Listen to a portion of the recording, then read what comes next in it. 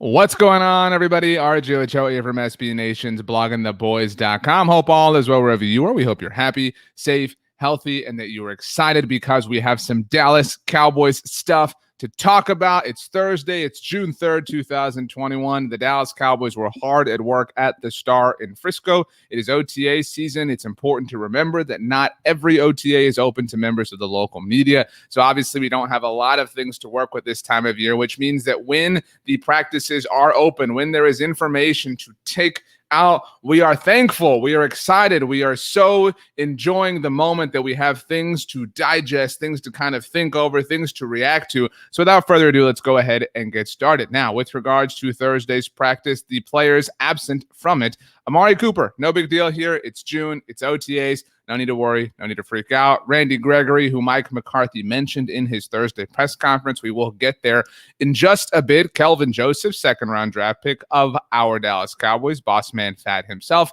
And finally, Donovan Wilson, who switched from number 37 to the number of Super Bowls that the Cowboys will have in their trophy case this time next year. That is, of course, 6. Moving on, the players who were limited in some way, shape, or fashion on Thursday for the Cowboys. We have Lyle Collins, who obviously missed all of last season. We have some interesting Lyle stuff to get into. Tristan Hill, who was injured in the same game that Dak Prescott was last season. We also have Mitch Hyatt. The Mitch Hyatt hype really faded. Lots of hype coming out around him when he came out of Clemson as a UDFA. Blake Jarwin, who was lost for the season in week 1 last year in Los Angeles. DeMarcus Lawrence, Zach Martin, Dak Prescott, Tyron Smith. Again, none of these things are worthy of panic, are worthy of really any serious emotion. It's the time of year where you're being slow, you're being methodical, you're being calculated, you're being careful. So the Cowboys being limited or holding players out altogether is not really anything to write home about, but it is something to share, which is why we are doing so. Now, speaking of things that the Cowboys are sharing, they're sharing a job. They have a new job. They have a new person in a new job. Ben McAdoo, the former New York Giants head coach, is now on the Cowboys staff, Mike McCarthy's staff, that is. And Ben McAdoo, what is his title? Well, he's a consultant, which is kind of what you call somebody when you don't know what they're going to do exactly. And it does kind of seem like Mike McCarthy doesn't exactly know or isn't exactly willing to share what Ben McAdoo is going to be doing for the Dallas Cowboys. He did say in his press conference on Thursday that Ben McAdoo would be working closely with the offensive and defensive coordinators. Those are obviously Kellen Moore and Dan Quinn. He also said that Dan Quinn was excited because Ben McAdoo comes from the other side of the ball. In case you didn't know, Ben McAdoo made his way in the NFL, at least to this point, on the offensive side of the ball. He was the New York Giants offensive coordinator before taking over for them as their head coach when Tom Coughlin left. And look, Ben McAdoo is the subject of a lot of memes. He is the subject of a lot of jokes. And I'm not at all trying to bat or go to bat for Ben McAdoo. But I will say that the New York Giants offense that he commanded as their offensive coordinator in 2014 and 15 was respectable, which is impressive given that his quarterback was Eli Manning. It's also worth noting that Ben McAdoo was the coach who benched Eli Manning. And does that really mean anything? No, but it means he was the guy who had the stones to do it when nobody else did. Remember how people freaked out when he played Geno Smith over him when they went to play the Raiders? And then it turned out that Giants fans had the realization that everybody had 5 years before that Eli Manning was washed. The point is that Ben McAdoo is an interesting person to join the Cowboys staff. He was the quarterbacks coach of the Jacksonville Jaguars in 2020, the team who ultimately landed the number 1 overall pick and took Trevor Lawrence. So not exactly a fair evaluation. That's the only role he's held in the NFL since being the Giants head coach. But yeah, Mike McCarthy and McAdoo go way back, way back. And what propelled Ben McAdoo to the post that he held with the New York Giants, not the New York Post, but the post of offensive coordinator, was the success that he had as a part of Mike McCarthy's staff with the Green Bay Packers. I think a lot of people had kind of come around on Mike McCarthy's staff decisions in terms of hiring Dan Quinn this offseason. A lot of people kind of were willing to forget the Mike Nolan hire from last year. And obviously Mike Nolan is somebody who also has a history with Mike McCarthy. And so a lot of people in the aftermath of that said, hey, don't hire your friends anymore. That didn't exactly work out. Ben McAdoo, in a literal sense, fits into the Mike McCarthy's friends box.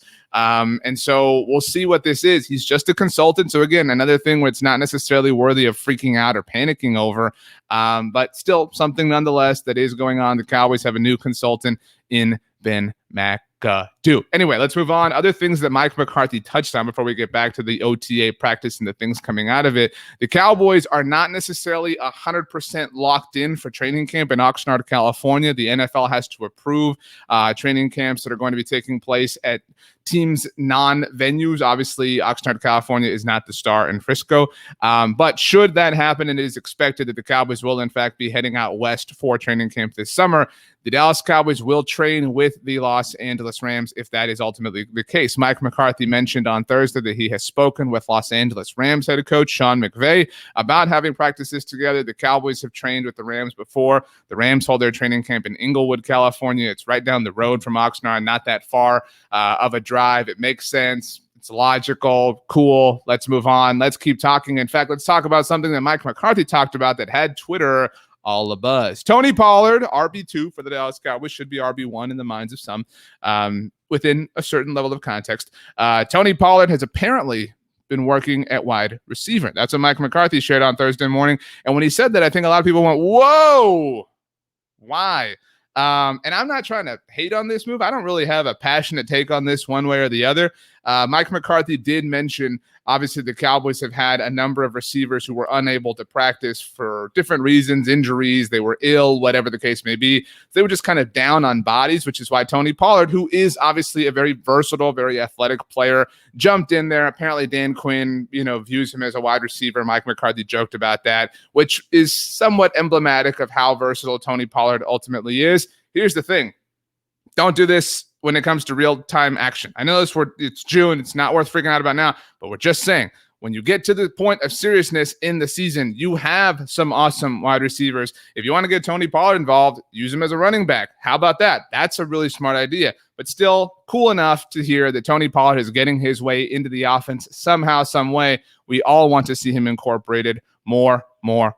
Now, let's move on. Let's talk about some of the things to trickle out of OTAs for the Dallas Cowboys. Let's talk about Leighton Vander. We spoke about Leighton recently here on the channel. Make sure, by the way, you do subscribe to the Blogging the Boys YouTube channel. We're here all the time giving you all the latest news, notes, analysis, and film reviews when it comes to America's team. We talked about how the Cowboys are apparently not interested in trading away Leighton Vander, according to NFL Network's Jane Slater. Well, Leighton had himself a nice moment in Thursday's practice. This tweet from ESPN's Todd Archer: Leighton Vander Esch had the play of the day with a diving interception of Dak Prescott in a scramble situation. Vander Esch remained on the ground for a little bit and was examined briefly. He returned later in team drills and had a tackle for loss on Tony Pollard, who obviously we just learned is an extremely versatile wide receiver. Now, all kidding aside, when it comes to Tony Pollard, cool to hear that Leighton Vander Esch had an interception, a diving interception at that, an athletic interception, an athletic play. Very awesome stuff right there. And I promise you, I'm not trying to pick on Leighton Vander Esch. I'm not trying to be picky or nitty-gritty or anything like that. It is scary when any player is down, when any person goes down, or you're wondering about that or whatever the case may be. But two things within that.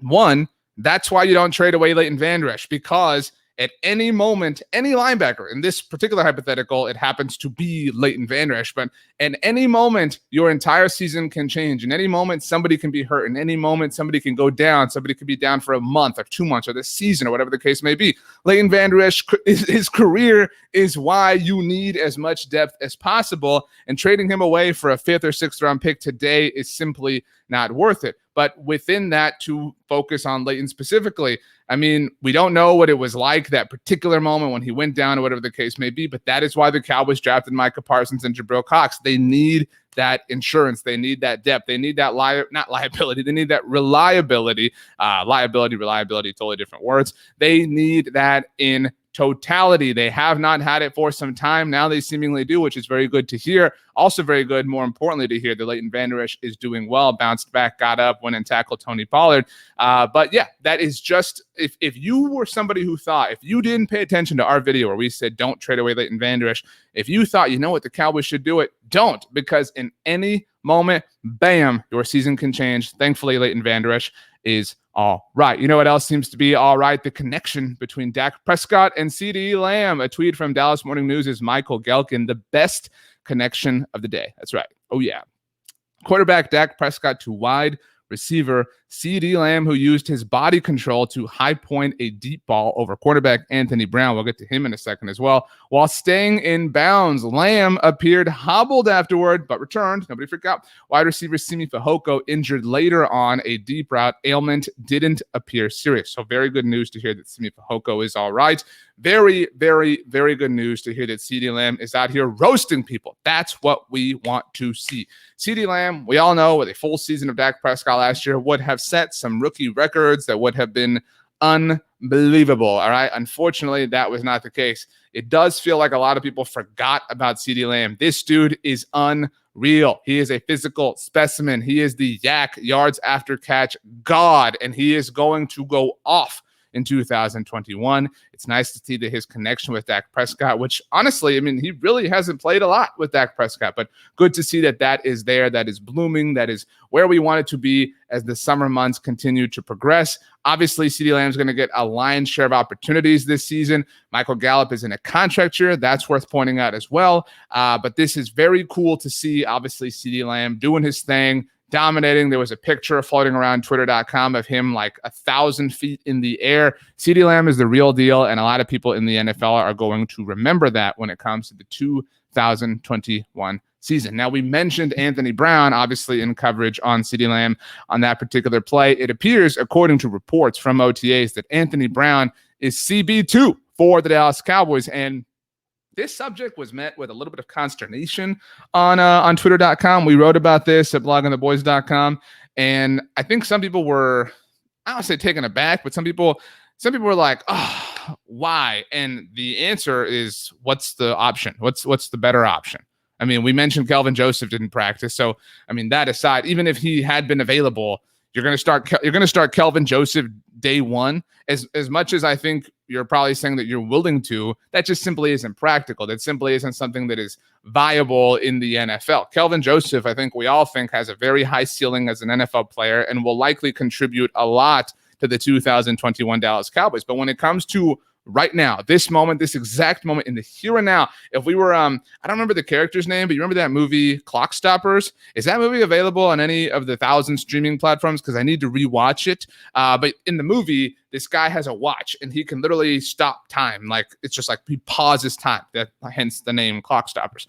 And so if we clock stopped this moment in time, who are the two best corners on the Dallas Cowboys? Like, forget positional, right? Like, we're not talking the best nickel corner or anything. We're just, who are the two corners on the Dallas Cowboys that you trust the most today, right now, this moment? The clock is stopped. The answer is Trayvon Diggs and Anthony Brown. And if it's not, you're not being fair, because if you seriously trust Kelvin Joseph more than Anthony Brown right now, I don't want to say it's unfair to Anthony Brown. It's actually unfair to Kelvin Joseph, because he's a rookie. He's a rookie who hasn't even been through training camp yet. And so Jordan Lewis is probably going to be this team's nickel corner, and that's great. But in terms of your boundary, your outside, your perimeter corners, it's going to be Trayvon Diggs and Anthony Brown for a little bit until Kelvin Joseph gets his feet wet. And so while this may have surprised you, it shouldn't have, because it makes logical sense, not in a way that is awesome or makes us feel happy and warm and fuzzy inside. It's just the reality of the situation. It's the reality of the NFL and the way things happen. Things take time. Soon enough, it will be Kelvin Joseph's time. But for now, it's Trayvon Diggs, it's Anthony Brown. We move on, we adjust, etc. Now, I want to get back to CD Lamb, because something very cool happened, according to the reporters that were around him on Thursday. I mentioned the clock, or the watch, I guess, that goes on your wrist. Let's talk about the other wrist. I don't have anything on mine, but CD Lamb did. CD Lamb had a bracelet, according to NFL Network's Jane Slater, friend of the show. She tweeted out Cowboys wide receiver CD Lamb wearing a Get Your Popcorn Ready bracelet today. Nice lookout from Todd Archer, we mentioned a moment ago, and admitted an homage to Terrell Owens. Now, I'm be real with you. All right. I know we have some younger Cowboys fans on here. I know you guys are hip and cool and you're on the TikToks and everything like that. This is a bit of a throwback for some of the older Dallas Cowboys fans. 2006, the Dallas Cowboys signed T.O., one of the best wide receivers in NFL history. All right, they signed T.O. He has his opening press conference with the Dallas Cowboys. Jerry Jones is there. He's all excited, doing the T.O. thing, vintage Dallas Cowboys, vintage Jerry Jones, etc., etc. And he says, you know, when he's asked about how the season's going to go, he says, get your popcorn ready. And it was an awesome thing. It was just this like incredible moment for the Dallas Cowboys and kind of was emblematic and symbolic for who T.O. would be as a Cowboy. A year and a half later in 2007, the Thursday after Thanksgiving, when the Cowboys hosted the Green Bay Packers. We talked about that game with Pro Football Talk Shereen Williams when we broke down the greatest Dallas Cowboys team of all time. T.O. scored a touchdown, ran to the end zone at the old Texas Stadium, got one of those, like, I don't think it's a tub of popcorn, but it's like a cup. You know what I'm talking about? It's like a big cup. Got a cup and just like poured it in his face mask. And it was one of the greatest visuals in NFL history and a great payoff on a moment. And honestly, I love when the Cowboys have that kind of show and that kind of pizzazz. And obviously, you want to have that stuff when you're having success. If you're not winning, it gets annoying, and I get that, right? Nobody wants celebrations or anything when the Cowboys aren't winning, but that was a lot of fun. That's when football is fun, when you get to root for these things and these moments, etc. And so to get your popcorn thing ready, if you're a younger Dallas Cowboys fan that didn't know where it came from, it is T.O. And I also, and I think you agree, love when Cowboys players do things with respect to Cowboys history, have an attention to Cowboys history, because you want to believe that, right? Like, that's what we want to believe, that all of these players love the team as much as we do. And so CD Lamb embracing the get your popcorn ready thing just is like, if there was ever a reason, a superficial reason to believe that CD Lamb is ticketed to be an absolute baller for his entire career, it is that he believes in the get your popcorn ready thing. I know that's a small thing, but it is very cool. It is very exciting. So kudos to CD Lamb for paying homage to one of the greatest wide receivers in not just NFL history, but obviously Dallas Cowboys history. T.O., I know he stood on the star, whatever. Doesn't bother me anymore. It's fine. Let's move on. Last thing to discuss. I mentioned we would get back to Lyle Collins. A tweet from the Fort Worth Star Telegram's Clarence Hill reads, Cowboys right tackle Lyle Collins plans to be lighter and leaner. He played at 323 in the past, talking 323 pounds. Obviously, he is at 313 now and wants to get down to 308. Now, Lyle Collins, 2 years ago, 2019, really paid off on the deal the Cowboys gave him, made them look like a really, really wise organization for being forward-thinking there. And I don't want to take away from that on the front office's behalf. It was a bet that paid off immediately for them and showed up really well. Obviously, last season, super disappointing that Lyle Collins didn't play for any of it. Super disappointing, super frustrating, etc. I know that a lot of you have kind of really gotten tense when it comes to Lyle Collins and are really frustrated by him. And I know that hearing something like this makes you think, just show up, Lyle. I don't want to hear this. I want to see you week one, whatever. This is good news. I mean, ultimately, and yes, it's a June headline. Player X is in the best shape of his life type thing. Dak Prescott, in fact, literally said the other day that Lyle Collins is in the best shape that he's ever seen them. It's trope season for those types of things. However, is this not what we want, right? Is this not what we've been asking for, is for Lyle Collins to get in shape and to play well and to be active and to be available for the Cowboys? This is what we've been asking for. And it sounds like he's doing it. It sounds like he's taking it seriously and he's putting everything together that he needs to for it to happen. And so, are we just going to complain about it? No, we're going to, our only choice, our only fair, logical, normal choice is to just believe that this is the case. And if he gets down to 308, like this tweet implies, I mean, that would be nice. I mean, he's at 313 now. He's played at 323 in the past. I mean, staying in that range, that 308 to 313, range, I think is where we need to be. Obviously, the Cowboys have nutrition and physical and exercise and all these sort of regimented plans ready for him and have ideal weights and stuff for him to play at. But let's believe and put some hope in Lyle Collins being ready for the 2021 NFL season, because it would be a lot of fun if he truly was available. So all that being said, I think a really prosperous, another round of OTA news and notes when it comes to the Dallas Cowboys. It's very exciting times. Obviously, it is OTA season. We want more. That's what we always want. We want more. And soon enough, about a month from now, we'll be gearing up for training camp. Ideally, obviously, most likely in Oxnard, California. And it will be very exciting to be so close to pads coming on, shells, all the stuff. It's going to be a great time as the Cowboys begin their 2021 NFL season. We are now less than 100 days away from the season opener against the Tampa Bay Buccaneers, as we have discussed in another video on our YouTube channel. So make sure you have subscribed here to the YouTube channel, because we're not going anywhere, baby. We have a lot of things to talk about in the here and now, in the lead up to the season, during the season. We are here all the time, multiple times a week, live shows, film reviews, anything you can think of. we've got going on here on the Blog on the Boys YouTube channel. So subscribe. If you have anything that you want us to talk about, anything you want us to address or hit on, let us know in the comments. I'm RJ Ochoa. You can follow me on Twitter or Instagram at RJ Ochoa. If you'd rather, you can shoot me an email, rj.ochoa@sbnation.com. And other than that, you can do me a favor, right? I don't ask a lot, but just I want you to do me a favor, all right? Do me a favor, do me a solid, and have the absolute best day of all time. You know why? Because you deserve it. We'll see you next time.